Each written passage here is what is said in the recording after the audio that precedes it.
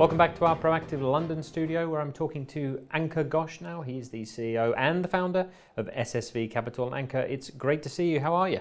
I'm very good. Thank you for having me in your studio. Thanks a lot. It's really a pleasure. So perhaps you can start by telling us a bit about SSV Capital. Obviously, as you know, I'm the founder and CEO of SSV Capital with my wife. She's the co-founder, and we have a few other founding member team. We have deeply indulged ourselves in SSV Capital.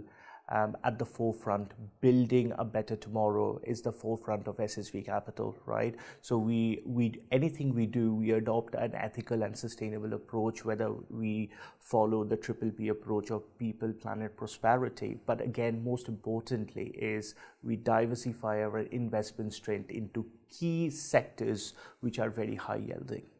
So you've mentioned your three sectors there. Yes. Perhaps you can just tell us what it was that attracted you to those three in particular. Initial research and development was done with various different sectors, but I'll start with my best or my favorite chapter, which was fintech.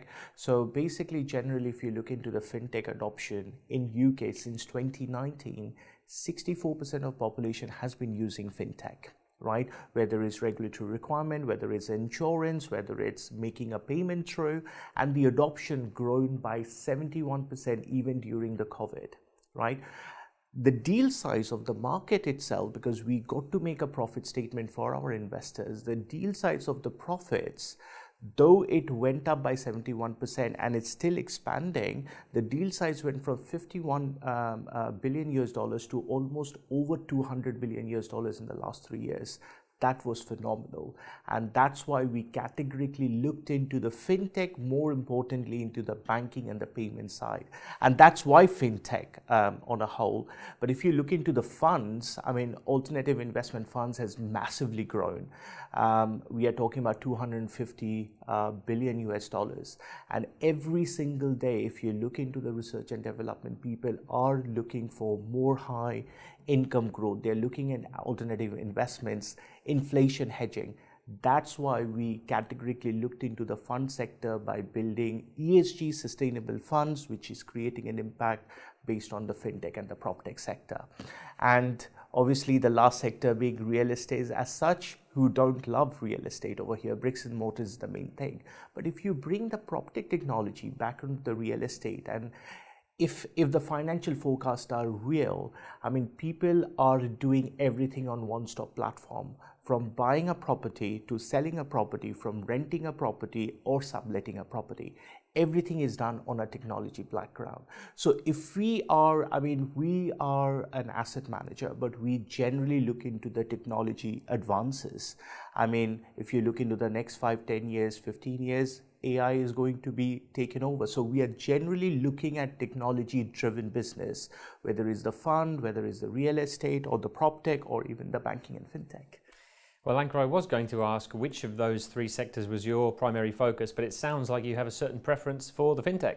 Oh, of course, that's my baby, or the nearest to my heart. So basically, I always wanted to do something disruptive in the banking. And when we started looking back in 2020, we looked into various different anomalies. Now, coming back on the banking and fintech sector, we thought that payment procedure was huge.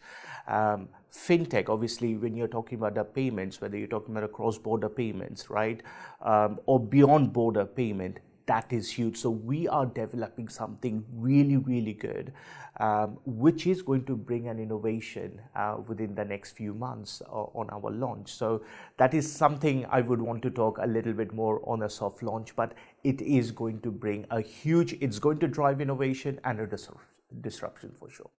Brilliant.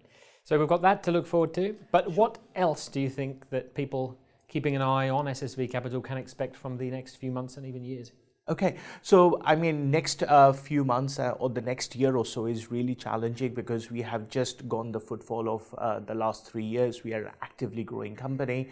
At the moment, we are considering becoming a PLC, a public limited company. Therefore, we are also looking into aiming into list our corporations into multiple different avenues, whether it's a secondary platform or a primary platform. So there are a lot of developments which is happening in regards to the listing, becoming a public limited Limited company. More importantly, we are also doing some soft launch on our fintech and proptech products. So by end of the year, you would see innovation on QR payment technology using the open banking, reducing the transaction by 70%.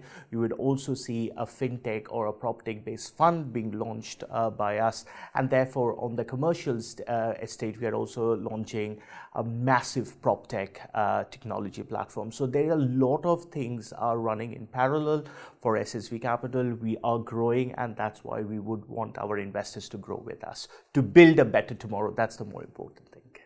Let me wish you the very best of luck with it, Ankur. Thank you very much. Thank you very much. It's been a pleasure. Thanks a lot. Thanks for having me.